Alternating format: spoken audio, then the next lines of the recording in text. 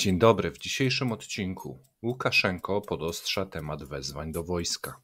Kolejna rafineria zatrzymana, tym razem z powodu powodzi. Rząd potwierdził, że wyleczył Rosjan z nawyku spędzania wakacji za granicą. Kazachstańskie banki spowolniły płatności z Rosją.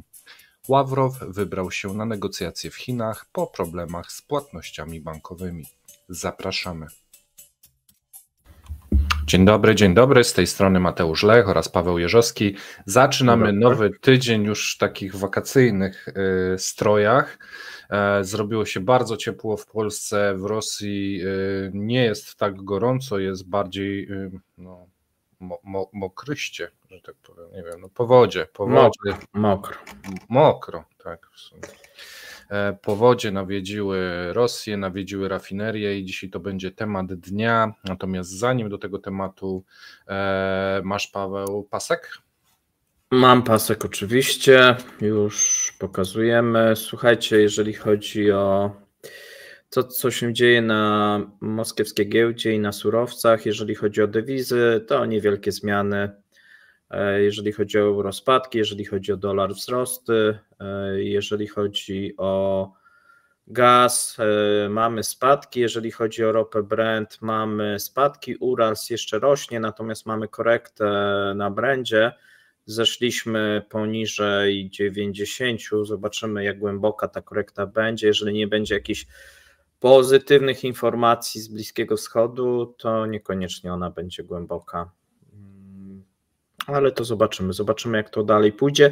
Tam mamy oparcie na 87,50, tak mniej więcej, natomiast jeżeli by się udało dojść do tego poziomu, no to może byłaby jakaś w tym tygodniu jakaś zmiana trendu, tak?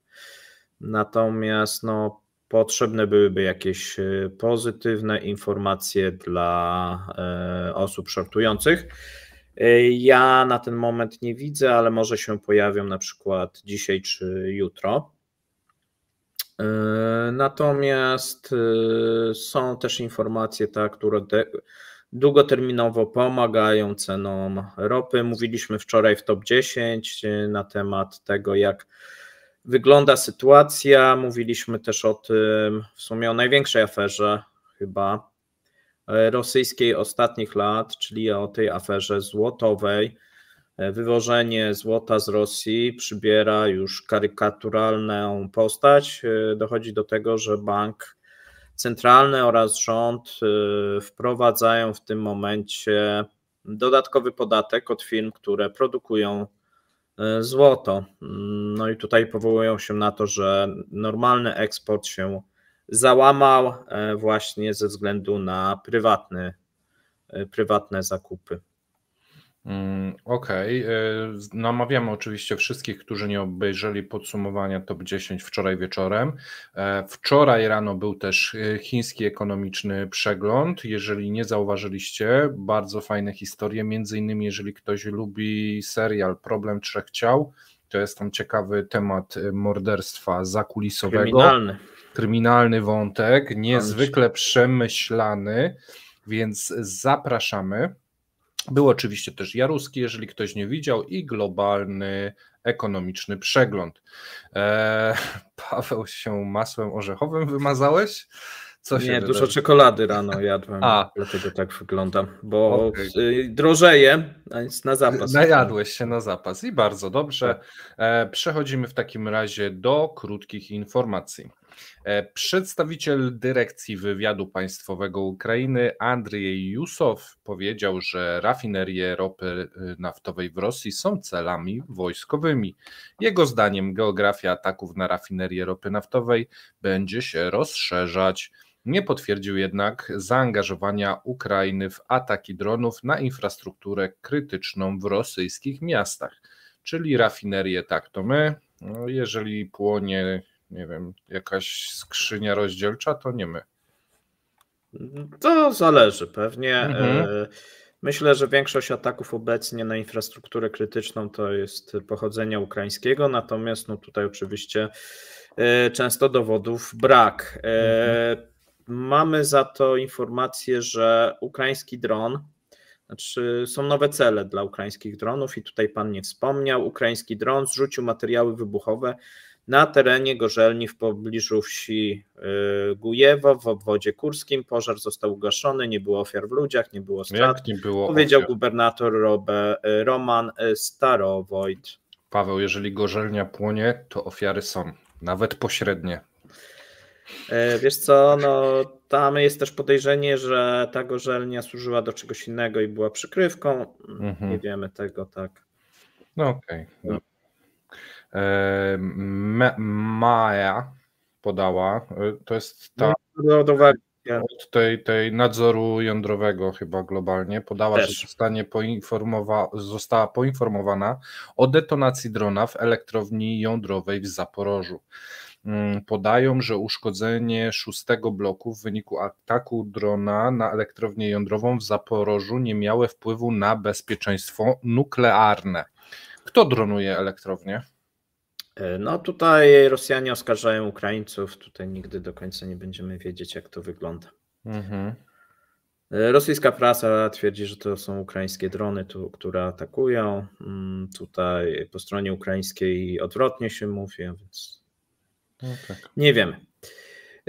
Natomiast mamy informacje z Ukrainy.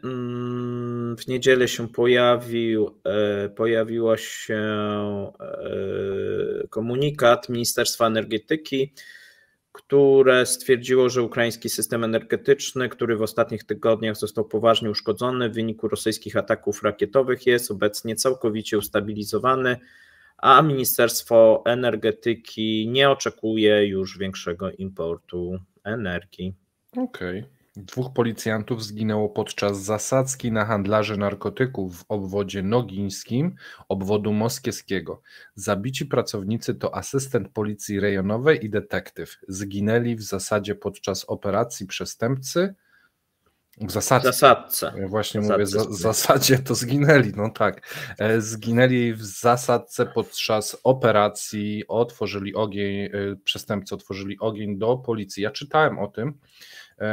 Więcej szczegółów nie było, natomiast mówiliśmy o tym, że te agresywne grupki przestępcze w pewnym momencie będą bardzo silne i będą mogły się pojedynkować z policją. No i tu mamy taki przykład. Tak. No tutaj coraz bardziej to przypomina ulice Stanów Zjednoczonych, a myślę, że za moment będzie większa brutalizacja i większa agresja ze strony przestępców, no bo coraz większe też majątki posiadają. Mamy za to publikację Washington Post, która opublikowała tajny plan Trumpa na rozejm w Ukrainie. Propozycja polega na nakłonieniu Ukrainy do oddania Krymu i przygranicznego regionu Donbasu Rosji. Tylko jest pewien problem, bo Rosjanie nie chcą takiego układu. No Rosjanie nie chcą, Ukraińcy nie chcą, nikt nie chce tego planu, oprócz Trumpa. A więc jest problem, no bo tutaj żadna ze stron jak gdyby nie przychyla się. Oczywiście możemy sobie wyobrazić, że to zostałoby zaakceptowane przez Rosję, no ale jako tymczasowe rozwiązanie i przez Ukrainę jako tymczasowe rozwiązanie, co mogłoby sugerować, że takie rozwiązanie mogłoby zostać na wieki. Natomiast Rosja raczej nie spodziewam się, żeby zrezygnowała z korytarza tego zaporowskiego. To jest największa zdobycz tej wojny i tej fazy inwazji, a więc tak oddanie tego, co się ma, to dla Rosjan byłoby trudne i moim zdaniem nieakceptowalne w tym momencie, chyba żeby sytuacja się pogorszyła, czy gospodarcza, czy polityczna w Rosji, być może wtedy tak. A nie jest tak, że Washington Post ma w tym momencie sezon ogórkowy i po prostu tajny plan, przepis na, Nie, wiesz co, tam są, wydaje się, że to jest faktycznie jego plan.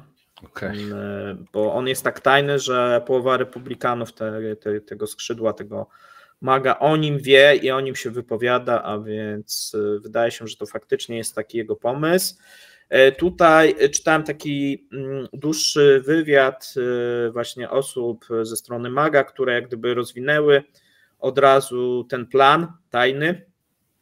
No i mówią, że to nie ma być tak, że tak 24 godziny, to jest taka hiperbola, A jeżeli chodzi o te 24 godziny, Trump sobie doskonale zdaje sprawę, tak, że to będzie dłuższy proces, natomiast on tutaj chciałby, jeżeli Rosjanie się nie zgodzą, no to wspomagać pożyczkami Ukrainę, a jeżeli się by w drugą stronę Ukraińcy nie zgodzili, no to chcę zapowiedzieć, że nie będzie dostarczał wtedy żadnego, tak. Nie wiem, no tutaj ja mam takie wątpliwości, bo ten plan jak gdyby nie zakłada, że obie strony się nie zgadzają. I to nie wiem co wtedy, bo Ukraińcy się nie zgodzą. Amerykanie atakują obie strony wtedy. I co wtedy? Bo to jak gdyby zakłada, że jedna się godzi, druga się nie godzi, tak? A więc trochę dziwne to wszystko brzmi i tak irracjonalne, ale to nie są jedyne wypowiedzi i pomysły Trumpa, które w wyborach są irracjonalne. Ja pamiętam, że w trakcie pandemii coś sugerował, aby wszczykiwać jakieś te domestosy czy coś takiego. Nie wiem, to była taka propozycja naprawdę bardzo dziwna. Konsorcjum autonomicznej organizacji non-profit Technologia Komputerowa, która zrzesza wielu dużych producentów elektroniki w Rosji, zaproponowało wykluczenie smartfonów, tabletów i laptopów dowolnych marek z listy towarów dopuszczonych do importu równoległego. Donoszą wiadomości. ANO zaapelowało do Ministerstwa Rozwoju Cyfrowego z inicjatywą promocji rosyjskich towarów. No dobrze, ale jakich? No chińskich pod marką rosyjską. Rosyjskich smartfonów. Są takie też, wiesz? No tak. No tu chodzi o to, żeby wykluczyć z importu równoległego, wiesz, produkty Apple'a, Samsunga, tak, tych nieprzyjaznych i złych, zostaną wtedy rosyjskie, chińskie, znaczy chińskie, no bo rosyjskiej elektroniki nie ma, no tak. a więc no to by spowodowało jak gdyby zalew, no już jest zalew chińskich, a jeszcze byłby wtedy większy zalew tych chińskich marek, no ale tutaj wiadomo, że ci, co proponują, no to by na tym zarobili, a nie stracili, a więc dlatego proponują. No tak. I co ciekawe, jest szansa, bo o tym się cały czas dyskutuje i widzimy, tutaj wielokrotnie mówiliśmy, że ta tendencja do zmniejszania importu równoległego w Rosji jest. Tak. Tu piszecie, że atak na Gorzelnię to akt barbarzyństwa, pewnie. Część Rosjan się z wami zgodzi, że to jest mało humanitarne. No natomiast na pewno ktoś wypełni tą lukę. Jest dosyć dużo nielegalnych gorzelni w Rosji, a więc one są chyba nieatakowane. Chyba legalne. Tak. No to wsparcie teraz nielegalnej gałęzi przemysłu. Słuchajcie, nastał czas na konkurs Kremlinki. Myślę, że Paweł, możesz już myśleć nad pierwszym członem hasła. Ja tylko podam informacyjnie, możecie otrzymać od nas taki kubeczek i dodatkowe niespodzianki w kubeczku. Konkurs skierowany dla wspierających i patronów. Musicie odpowiedzieć musicie złożyć hasło z 2 członów. Paweł poda właśnie pierwszy człon, ja drugi. Łapy. Dobrze. To ja sobie zapiszę. Łapy. Kreatywnie. Gdzie głowa Wacusia? On jest obrażony. To gęsi tak mają. Mati, kiedy ty dorośniesz? No, zabawy z pluszowym gąsiorem. Tak. Poniedziałek, tak, nowy tydzień. A my przechodzimy do pierwszej informacji. Tak, Łukaszenko, lubicie tego oczywiście kartoflanego dyktatora. Białoruś idzie w ślad za Rosją. Na Białorusi wezwania wojskowe będą mogły być przesyłane za pomocą wiadomości SMS. Odpowiednią ustawę podpisał prezydent Aleksander Łukaszenka. Ministerstwo Obrony wyjaśniło, że w okresie mobilizacji i w czasie wojny wezwanie SMS będzie traktowane jako odpowiednik pisma papierowego, a jego zignorowanie będzie wiązać się z odpowiedzialnością administracyjną lub karną na podstawie artykułów o uchylaniu się od służby. W czasie pokoju takie powiadomienia staną się dodatkowym źródłem alarmu chyba bardziej chodzi o powiadomienia. Operatorzy komórkowi mają teraz obowiązek w ciągu tygodnia od wezwania wojskowych urzędów rejestracyjnych i poborowych oraz KGB udostępniać numeru telefonów obywateli objętych poborem, a także samodzielnie realizować wysyłkę SMS-ów według wykazów wydziałowych. Sam fakt wysłania będzie wystarczający, aby wiadomość można było uznać za doręczoną adresatowi zgodnie z prawem. Poborowi sami muszą powiadomić wojskowe urzędy rejestracyjne i poborowe o zmianie numeru telefonu. Nastolatki będą teraz rejestrowane w wieku 17 lat, a nie tak jak wcześniej 16. Wezwania będą mogli odbierać nie tylko pracownicy biur rejestracji i poboru do wojska, ale także urzędnicy organizacji zatwierdzanych przez władze lokalne, a także funkcjonariusze KGB. Wezwania doręczane są zarówno w miejscu zamieszkania, jak i w miejscu pracy osoby odpowiedzialnej za służbę wojskową, czyli chyba telefony, SMS do szefa chyba będzie równoznaczny, nie wiem. Ustawa zaostrzyła kary za uchylania się od służby wojskowej. Obecnie grozi za to nie 2, a 3 lata pozbawienia wolności lub ograniczenie wolności ze skierowaniem do otwartego zakładu karnego. Wojskowe urzędy rejestracyjne i poborowe będą mogły zakazać opuszczania Białorusi osobom uchylającym się od poboru, co będzie dotyczyło także tych obywateli, którzy ignorują opłaty wojskowe i specjalne. Kilkukrotnie zwiększono także kary za niestawienie się na wezwanie. Czyli tutaj mamy system bardzo podobny do tego rosyjskiego. Tak, no mówię, Rosjanie, Białorusini kopiują to, co istnieje w Rosji, też przygotowują się do jakichś działań wojskowych, chociaż no ich armia w tym momencie nie przedstawia dużej wartości, szczególnie, że ma problemy, jeżeli chodzi o sprzęt, no, który został przez Rosjan, że tak powiem, zabrany. Tak. Więc zobaczymy, jak to będzie i do czego ta armia ma zostać użyta, bo tak jak mówię, tutaj są różne pomysły.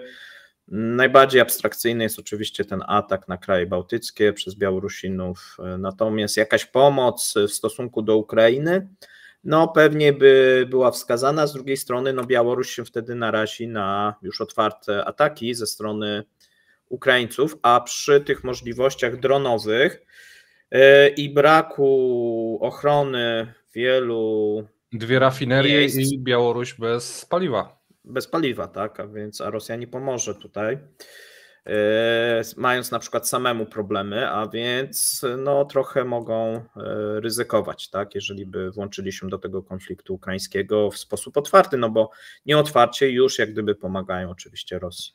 Tak, myślę, że tu nowa fala białoruskich poborowych, ale na zachodzie no może być, wiecie, słuchajcie, gdyby już była atmosfera coraz bardziej gęsta, jakbym był poborowym białoruskim, to bym się mocno zastanawiał, czy chce ginąć za pomysły. Większość Białorusinów nie chce w ogóle żadnej wojny uczestniczyć w żadnej wojnie i tam są dosyć pacyfistyczne takie raczej społeczeństwo nastawione raczej na rozwiązania jakieś pokojowe.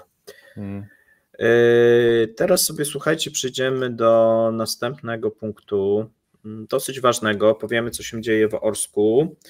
My wczoraj mówiliśmy na temat powodzi, dzisiaj krótki jak gdyby update tego, natomiast zaczniemy od tego, że rafineria w Orsku, ja mówiłem, że tam wczoraj jeszcze jak nagrywaliśmy z Maćkiem, to nie było oficjalnej informacji, że zostaje zatrzymana, natomiast już wczoraj w południe około godziny 12 wyszło oświadczenie ze strony tutaj rafinerii, że rafineria należąca do prywatnej firmy Forte Invest zawiesza działalność z powodu podnoszącej się wody po pęknięciu wału w regionie Orenburga w związku z powodzią w celu uniknięcia zagrożeń środowiskowych oraz w celu przestrzegania zasad bezpieczeństwa, przede wszystkim związanych z bezpieczeństwem pracy. Praca rafinerii ropy naftowej w Orsku została czasowo zawieszona do odwołania, tak informuje właśnie spółka. Ja przypomnę, że jeżeli chodzi o samą rafinerię, moce przerobowe rafinerii, której znaczna część produkcji jest eksportowana obecnie, wynoszą 6 milionów ton rocznie. Zeszłoroczna produkcja wyniosła 4,5 miliona ton. W lutym rafineria w Orsku przerobiła tak około 0,33 miliona ton ropy, w marcu 0,37, w ubiegłym roku wyprodukowała 0,8 miliona ton benzyny i 2,2 miliona ton oleju napędowego. Jeszcze produkowała olej opałowy oraz paliwo lotnicze. W tym momencie nic nie produkuje je. I tu nie jest tylko problemem to, że być może część tutaj instalacji została zalana. Problemem jest również to, że rafineria nie może wysyłać swoich produktów, bo wszystkie drogi oraz transport kolejowy jest w tym momencie unieruchomiony, a więc musi wcześniej czy później musiała zatrzymać produkcję, bo nie ma gdzie magazynować wyprodukowanych paliw. No i można powiedzieć, że słuchajcie, sytuacja, jeżeli chodzi o rafinerię, nie jest dobra. Nie jest dobra, ja może Wam pokażę mniej więcej, jak to wygląda na... Ja już pokazywałem mapkę, ale mogę jeszcze raz wrzucić, proszę. Poczekaj, pokazywać. To już pokazujesz. Tak. A ja mam już zaktualizowaną ten Orsk. Okay. Widzicie tutaj, w tym momencie sytuacja jest tak, że mamy takie w centralnej Rosji działające rafinerie, to jest Saratow, Ufa, Perm, Omsk. Tutaj Riazań częściowo jest przywrócony, Moskwa, czyli te przerywane, one działają, chociaż tam są problemy, bo były ataki, natomiast Rosjanie twierdzą, że sobie z tym poradzili i szkody nie były duże. Prawdopodobnie Ukraińcy będą powtarzać ataki na niektóre rafinerie, natomiast najgorsza sytuacja jest na południu, bo w tym momencie tak naprawdę Saratow ratuje, i trzeba sprowadzać bardzo często z innych kierunków paliwa, a to jest wyzwanie dla transportu kolejowego, tak? To też mówiliśmy z Wojtkiem Jakubikiem. Jeżeli ktoś nie oglądał tego programu, to zachęcam również, on był w piątek. I też mówiliśmy jakiś czas temu z ekspertem który zajmuje się kolejnictwem, tak? Dlaczego Rosjanie mogą mieć tutaj w przyszłości problemy. A więc też zachęcam do obejrzenia tego programu. I teraz słuchajcie, to nie jest koniec informacji jeszcze. Mamy, słuchajcie, informację w tym momencie, że kolejna rzeka, Elszanka, w tym momencie wystąpiła też z brzegów w Orsku, a więc, bo tam mamy dwie rzeki, mamy Ural i mamy tą Elżbietankę po polsku, która w tym momencie zalewa kolejne dzielnice. Region Orenburga według władz regionalnych stanął w obliczu najobfitszej powodzi w historii obserwacji. Komisja rządowa sklasyfikowała powódź jako stan wyjątkowy na szczeblu federalnym. Szkody w infrastrukturze szacuje się na ten moment na 21 miliardów rubli, prawdopodobnie będą większe oczywiście, bo jeszcze nie mamy kulminacji tej powodzi. Kulminację powodzi, słuchajcie, zapowiada się tak mniej więcej 10-11 kwietnia, a sytuacja podwyższonego ryzyka i ta krytyczna będzie się utrzymywała prawdopodobnie przynajmniej do 20 kwietnia, tak podają przynajmniej rosyjskie źródła. W tym momencie do godziny 22 niedzieli zalanych zostało ponad 10 tysięcy budynków mieszkalnych, 19 tysięcy działek i 77 miejscowości, bo to nie tylko Orsk, ale również te mniejsze miejscowości wokół i cały region Orenburga. Ewakuowano w tym momencie 6 tysięcy osób, natomiast tutaj niektóre źródła już wskazują, że to dochodzi do 10 tysięcy. W Orenburgu, Orsku i innych miejscowościach prowadzona też jest częściowa ewakuacja. W Orsku, przypomnijmy, po pęknięciu wałów zalane zostało Stare Miasto, Nowe Miasto i niektóre wsie wchodzące w skład osady. Szef Ministerstwa do Spraw Sytuacji Nadzwyczajnej Aleksander Kurenkow nazwał sytuację w Orsku krytyczną. Okej. No jedna z większych powodzi, jeżeli chodzi o Rosję, a jeżeli chodzi o ten region też. Pamiętajmy, że to nie jest kwestia tylko tego regionu, bo w Kazachstanie też mamy powodzie. Akurat tak natura w tym roku obdarzyła dosyć dużą ilością nie tyle opadów, co tego topniejącego śniegu, który nagle zaczął topnieć i przez to te rzeki przybrały, a tutaj są oskarżenia w stosunku do władz regionalnych Orska za wadliwie przygotowane wały przeciwpowodziowe w 2014 roku. Wszystko wskazuje, że zaistniała być może korupcja, jeżeli chodzi o budowę tych wałów. Ja tylko może dodam, że okręg orenburski to jest jeden z 20 regionów Rosji, które generują największy udział PKB w kraju. Szacowane jest na 1,6%. Gospodarka okręgu opiera się głównie na wydobyciu surowców naturalnych, takich jak ropa naftowa, gaz ziemny, nikiel. Inne ważne sektory gospodarki to rolnictwo, produkcja zbóż, słonecznika i mięsa, więc no, to są takie pojedyncze elementy, no ale już gospodarka jest dosyć mocno obciążona wojną i każdy taki przypadek jest dodatkową kulą u nogi. A my teraz przejdziemy może do nieco weselszej wiadomości. Rząd stwierdził, że wyleczył Rosjan z nawyku spędzania wakacji za granicą. Jakbyście nie wiedzieli, takie rzeczy trzeba leczyć. No. Dziś kolejna perełka z cyklu, gdy na was no po prostu oddają różne rzeczy, udawać, że deszcz pada. Dziś głównym podającym propagandę będzie wicepremier Dmitrij Czernyszenko. Rosjanie przezwyciężyli swoją kolonialną zależność od zwyczaju spędzania wakacji za granicą, powiedział w piątek wicepremier Dmitrij Czernyszenko. Według niego po nałożeniu sankcji wizowych i ograniczeniach lotów krajowy sektor turystyczny zaliczył niesamowite wzrosty. Czernyszenko poinformował, że wzrost w 2023 roku turystyki krajowej wyniósł 21%. Przełamaliśmy kolonialną zależność od turystyki, a wakacje w naszym kraju stały się modne i prestiżowe. No proszę, modne i prestiżowe. Brzmi tak, że aż prawie zachciałem tam jechać.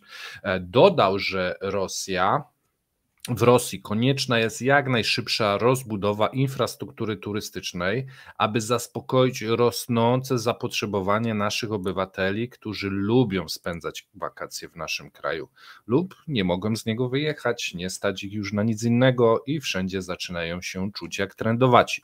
Ale to chyba nie przełamywanie takich trendów chodziło wicepremierowi. Już we wrześniu 2022 roku prezydent Rosji Władimir Putin przedstawił zadanie stworzenia ośrodków całorocznych na wybrzeżach Morza Czarnego, Bałtyckiego, Kaspijskiego, Azowskiego oraz w regionie Primorie. Zdaniem Putina powinny one przyjmować rocznie 10 milionów turystów. No a ciekawe, kto będzie tam gotował i sprzątał, czy będą to Kazachowie i Tadżykowie, prawda? No na pewno. W swoim przemówieniu do Zgromadzenia Federalnego w lutym 2024 roku Putin polecił zwiększyć do 2030 roczną liczbę rosyjskich turystów podróżujących po kraju do 140 milionów. Tu mam pewien problem z tą liczbą, ale nie będziemy się skupiać na takim drobiazgu. Natomiast w sondażach przeprowadzonych przez VTB wynika, że zdecydowana większość obywateli Rosji, 72%, spędziła w zeszłym roku wakacje w domu lub na wsi. Według badania tylko 10% odwiedziło latem kurorty. Tyle samo wybrało kurorty terytorium krasnodarskiego, tyle samo wybrało się na wakacje do Moskwy, Petersburga i Kaliningradu. Najbardziej niepopularnymi kierunkami podróży był Krym i Kaukaz. Dla Krymu to oczywiście katastrofa. Pisałem kiedyś artykuł, gdzie wyliczenia wskazywały, że około 60% PKB Krymu było związane z turystyką, restauracjami i handlem. Więc jeżeli jest to najmniej popularny kierunek w tym momencie, no to dla Krymu to jest katastrofa. Jeśli interesuje Was informacja z punktu widzenia Polski, to jeśli podstawimy sobie pod takiego średniaka jak Polska, według danych GUS około 20 milionów Polaków w 2022 roku wyjechało na wakacje, z czego 9 milionów wybrało za granicę. Oznacza to, że około 45% Polaków wyjechało na wakacje i około 1/4 z nas spędziła je poza granicami kraju. No Rosjanie widać próbują odwrócić taki trend, no ale to jest ponoć leczenie. Leczy się Rosjanów z czasów zagranicznych. Wpasuje się to w promowanie Gubinki. No tak, zgadza się. Można jechać, zobaczyć jak jest i już po prostu zostać. Chciałbyś coś dodać, Pawle? Moja koszulka nie jest związana z firmą na A. To jest inny symbol. Okay. Ale związany. Nie związany z Rosją też, tak? Więc raczej z programowaniem, jeżeli już. A my sobie, słuchajcie, przejdziemy do Rosji i Kazachstanu, ponieważ niepokojące wieści dochodzą do rosyjskich firm z Kazachstanu. Kazachstańskie banki ograniczyły i spowolniły płatności z Rosją, i zarówno te wychodzące, jak i przychodzące. Część banków zaprzestała wykonywać operacje przelewów z Rosją, a pozostała wydłużyła terminy płatności do 3 tygodni, poinformowali 8 kwietnia eksperci sektora finansowego.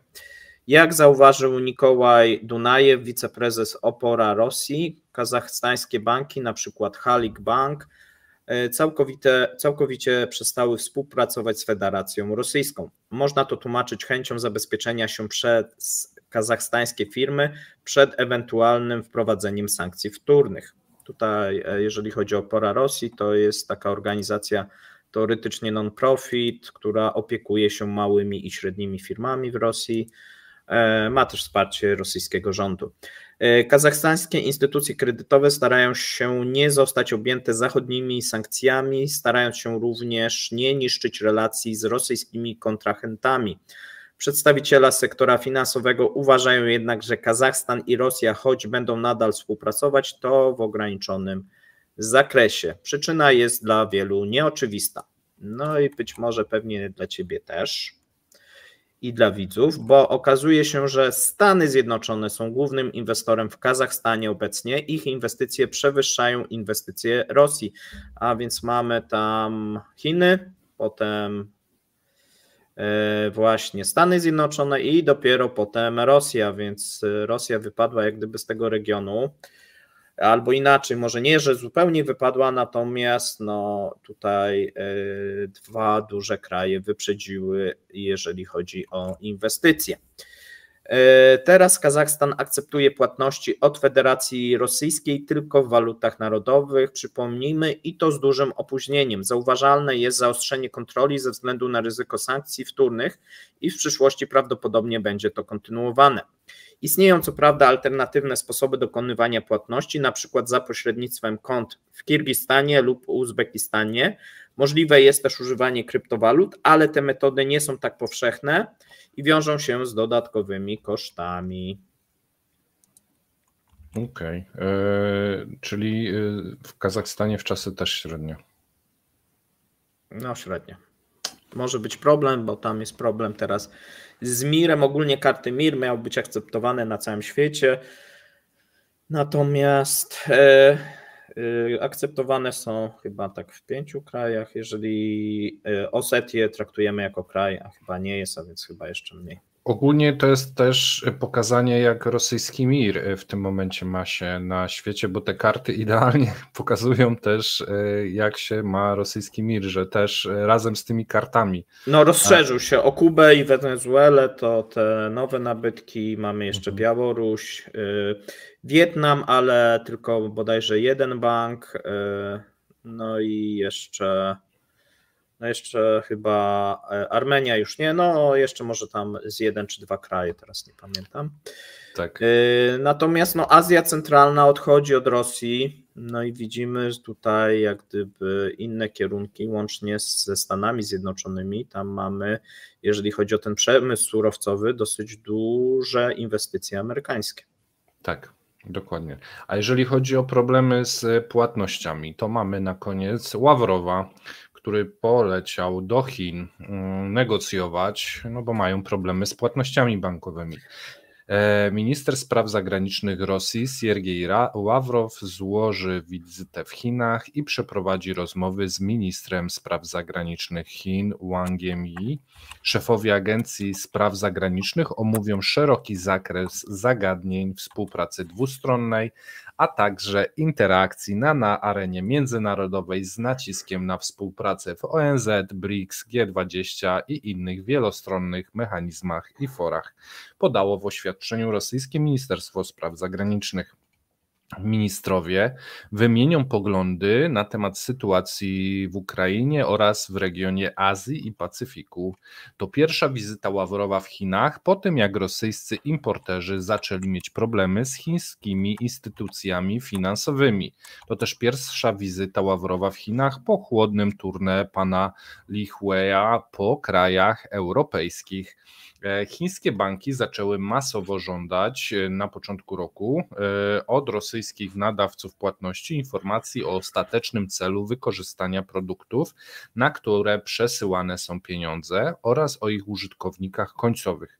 Podejście jest różne. Jeśli chodzi o użytkowników końcowych, niektóre banki i oddziały zadowalają się wyjaśnieniem, czy przedmiot zostanie odsprzedany, a jeśli tak, to czy będzie używany do celów cywilnych, a nie wojskowych.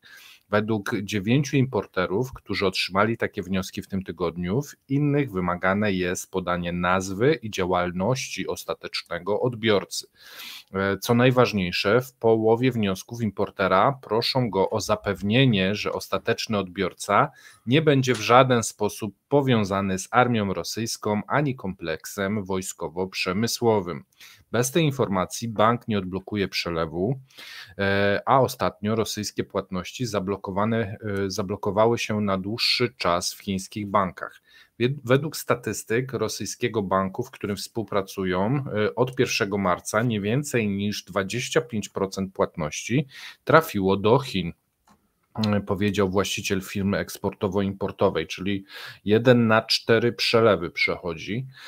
Chińskie banki nigdy wcześniej nie wymagały tak pełnej informacji o celu płatności jak teraz. Wiosną wystarczyło im proste potwierdzenie, że towar opłacony nie będzie wykorzystywany do celów wojskowych i przelew leciał. Od lutego wszystkie banki wymagają podania kodu produktu, kodu HS w praktyce międzynarodowej i kodu HS w Rosji, za który dokonywana jest płatność, a wiele z nich odmawia zapłaty na produkty objęte sankcjami. Ale można bawić się kodami, wskazują analitycy, i wskazywać nie ten, na który są sankcje, a na taki, który ma mniej więcej zbliżoną wartość, czyli tęgie głowy już myślą na temat tego, jak i te sankcje i problemy obchodzić, tak żeby papier się zgadzał w razie kontroli. Zobaczymy, jak będzie to wyglądać w najbliższych miesiącach. Ja tu się zastanawiam, czy takie właśnie obchodzenie przepisów, wpisywanie innych kodów, czy Amerykanie nie są w stanie wyłapać w razie zaostrzenia tych swoich kontroli? Czy to jest gra warta świeczki wtedy? Jak myślisz, Paweł? Wiesz co, moim zdaniem nie jest to warte świeczki, bo naraża się na jakieś większe sankcje, no bo jeżeli nie jesteś w stanie czegoś sprawdzić, no to możesz wtedy profilaktycznie większą ilość firm wykluczyć i to jest ryzykowne, tak? No tutaj takie oficjalne ogłaszanie, że będziemy oszukiwać, ryzykowne. Nieoficjalnie pewnie się tak robi, tak? Natomiast oficjalnie ja bym na miejscu Chińczyków nie ryzykował. Trudna też sytuacja Chin, bo Chiny z punktu widzenia politycznego chciałyby Rosji pomóc, natomiast no, muszą się liczyć z walką o wyniki gospodarcze w tym roku. No i to będzie takie balansowanie, tak, żeby z jednej strony Rosji nie zniechęcić, być może coś pomóc, zobaczymy jak faktycznie ta pomoc będzie przebiegać, albo inaczej, być może się nie dowiemy, bo to też jest inna rzecz. Natomiast no, oficjalnie prawdopodobnie żadnych tutaj rezultatów Rosjanie nie uzyskają. Byłbym zaskoczony, jeżeli by Chiny jakoś... Chyba że oficjalnie na zasadzie takiej, że tak, jesteśmy w sojuszu, jesteśmy w przyjaźni i bratnimi narodami, no to takie sformułowania oczywiście będą. Tak? Nie możemy niektórych rzeczy robić. Albo powiedzą, że ustalili, ale one będą naprawdę trudne do wyegzekwowania. No dobrze, chyba mamy wszystko. W takim razie ja wam wrzucam maila, jeżeli są wszyscy gotowi. Nie mogę spalić, bo znowu jak spalę, to połowa maili ostatnio przyszła zła, bo każdy chciał na refleks. No to niech będzie tak prosto. Włochate. Głośniej. Włochate. Włochate. No i życzę powodzenia w nowym tygodniu, a my się... Aha, ważna rzecz, jutro mamy Q&A z Markiem Meissnerem, odpowiada na wszystkie wasze pytania, które zadaliście. To jest maraton pytań, ponad 30 pytań Marek odpowiedział, a pojutrze lupa gospodarcza, więc 2 dni z rzędu popołudnia z Markiem Meissnerem. Zapamiętajcie i zapraszamy. A no dziś... Trzymajcie się. Trzymajcie się. Miłego dnia. Cześć. Hej.